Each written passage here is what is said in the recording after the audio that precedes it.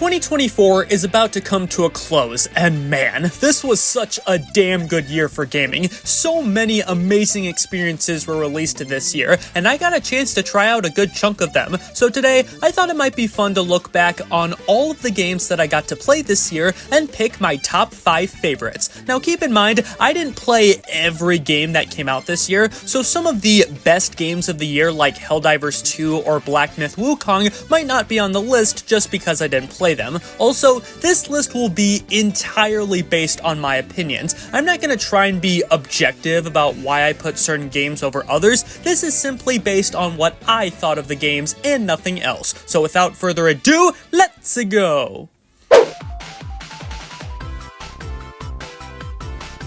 So, I have a little secret to share with you guys. I'm not the biggest fan when it comes to Sonic the Hedgehog. There are a handful of Sonic games out there that I really like, but overall, nothing about this franchise really interested me that much. However, I have to admit, Sonic X Shadow Generations was pretty amazing. I never played the original Sonic Generations from the PS3 and Xbox 360, so this entire game was brand new to me, and overall, I had a great time. I enjoyed switching between classic and modern Sonic and seeing how each one brought their own unique levels. The levels themselves were awesome, and I even recognized a few of them like Seaside Hill and Planet Wisp, and it was cool to see Sonic Generations bring back so many unique features and gimmicks from the old games and use them in the modern day, and there's even a bunch of collectibles that reference Sonic's past, and they're a ton of fun to go for. I will say though, as good as Sonic Generations is, it does feel a bit basic. The game is very short if you're just casually playing through it, and it would have been nice if there were more levels or if the story was a bit more complex, but it's not a huge deal or anything, those are just my thoughts. But easily, the best part of Sonic X Shadow Generations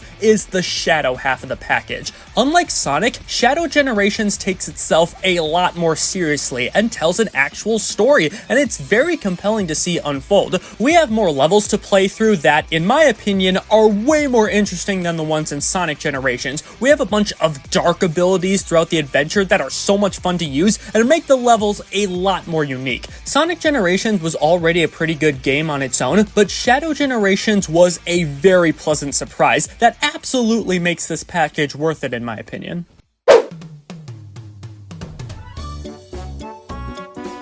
The Mario Party series has had quite the interesting ride on Nintendo Switch. We first started out with Super Mario Party. It was a decent return to form, but had lackluster boards and really unbalanced gameplay. Then we had Mario Party Superstars, which was a really fun time, but didn't have a lot of content as a whole. But now in 2024, we got Super Mario Party Jamboree, and this is finally it. It's obvious that Nintendo learned all the right lessons from the previous games on Switch and delivered one of the best Mario Party games of all time. There's so much to love about Jamboree, but I think the biggest thing is just how much content there is to play around with. Of course, we have the main Mario Party mode, which is still fantastic. We have 7 boards in total, 5 new and 2 retro. The boards in this game are pretty awesome. Western Land and Rainbow Galleria are personal favorites of mine. The gameplay is perfect. We finally returned to the proper Mario Party style from the OG games, but Jamboree introduces a ton of brand new concepts as well,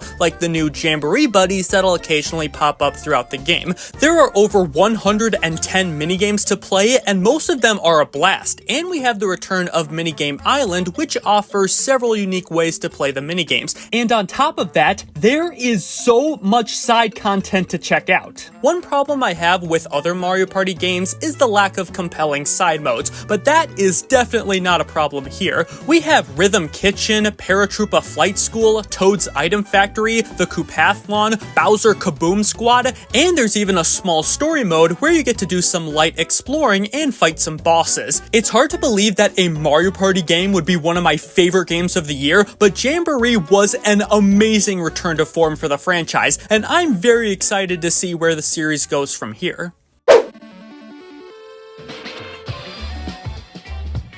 I've mentioned this before on my channel, but along with playing a lot of Nintendo games, I also play a lot of PlayStation games. And I gotta be honest, PlayStation hasn't released a whole lot of games recently that really piqued my interest. However, one of their games that absolutely blew me away this year was Astro Bot. It's weird because PlayStation isn't really known for platforming games, but Astro Bot genuinely surprised me with how fantastic it is. This game features our hero Astro Bot going on an intergalactic adventure to rescue his crewmates and find the missing parts of his ships. The levels in this game are so good. They're wonderfully designed and have such cool themes and gimmicks to go along with them. Some stages even have special power-ups for you to use that make the levels even more insane. There's a bunch of challenge levels that really test your skills. I love all the huge boss fights you get to battle at the end of each world, though I'd say my favorite levels in the game are the ones based on PlayStation IPs. There's a handful of stages where you get to play as characters from Uncharted, God of War, Horizon, and others, and these are some of the coolest stages in the game. In fact, I think that's what makes Astro Bot so amazing in general. This game is jam-packed with references to all things PlayStation. Several of the bots you rescue are based on PlayStation characters with some really deep-cut references. The final boss has everyone flying on a bunch of old PlayStation controllers and consoles, and there's a bunch of costumes you can dress Astro Bot in that are also based on PlayStation IPs. This whole game is one big love letter to all things PlayStation, and I love that. But even without all the references, this is just a really fun game. This is some of the most pure fun I've ever had when playing a video game, so I really hope we get more games like Astro Bot in the future.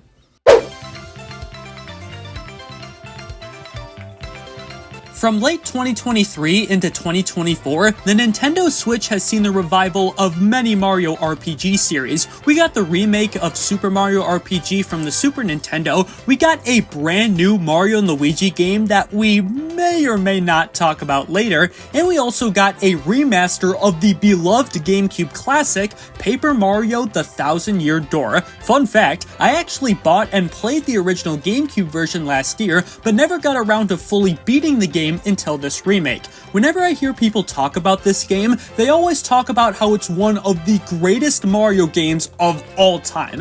And after playing Thousand Year Door for myself, yeah, it absolutely lived up to the hype. Mario arrives at the town of Rogueport and learns about the titular Thousand Year Door, and he must find the 7 crystal stars to get whatever treasure is hidden inside. To do that, Mario must explore this new world and visit some of the most unique and creative locations I've ever seen in a Mario game. You get to explore this Colosseum high in the sky, a haunted town where the residents turn into pigs, you get to go on a train ride and solve a mystery, and you even get shot to the frickin' moon. This game has so many amazing characters and partners for Mario to team up with, and then there's the battle system, which is simply amazing. You get to equip several badges which can offer a ton of new moves, and the crystal stars give you a bunch of devastating attacks. You can switch between your partners in battle, and each one has their own moves that they can perform, and each partner can also be upgraded to unlock even more new moves.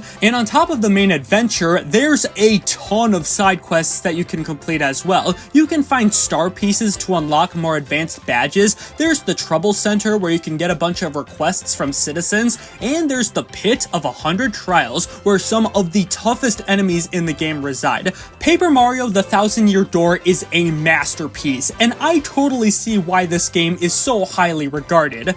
But for me, there was a different Mario RPG released this year that I enjoyed even more.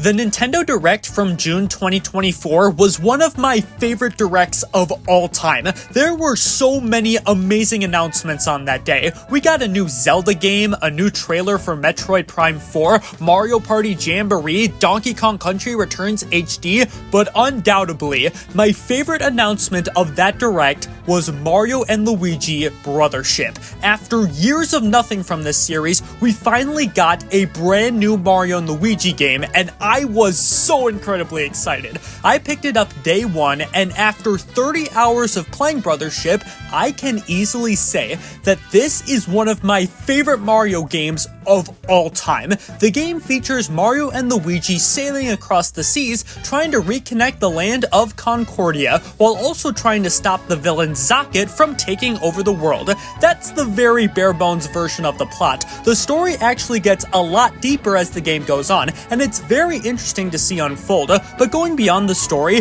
Brothership was just non-stop fun from beginning to end. Exploring all of these islands is a blast. It's so satisfying to solve puzzles, use various bros moves to traverse the environment, and meet tons of new characters. On top of that, this game's presentation is incredible. The art style is amazing, the animations and the way characters express themselves is so much fun to look at, especially when it comes from Luigi. I mean, come on, it's impossible not to smile whenever he does wacky shenanigans, but easily, the best part about the game is the combat. Dare I say, Brothership might just have the best combat in the entire Mario and Luigi series. You have your typical jump and hammer attacks, a nice selection of bros attacks, and a wide variety of enemies to fight, but we also have the introduction of battle plugs, which offers never-ending ways to spice up the action. And during boss fights, we have Luigi logic, where Luigi uses his big brain to conjure up a devastating attack on foes.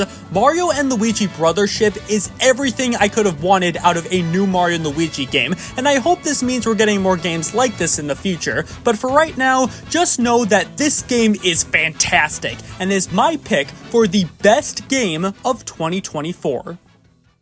Thank you guys so much for watching this video. If you enjoyed it, then make sure to give it a like, and let me know down in the comments what your favorite game of 2024 was. Also, make sure to subscribe so you can see more videos like this in the future. Have a great day, stay safe out there, and I will see you in the next one.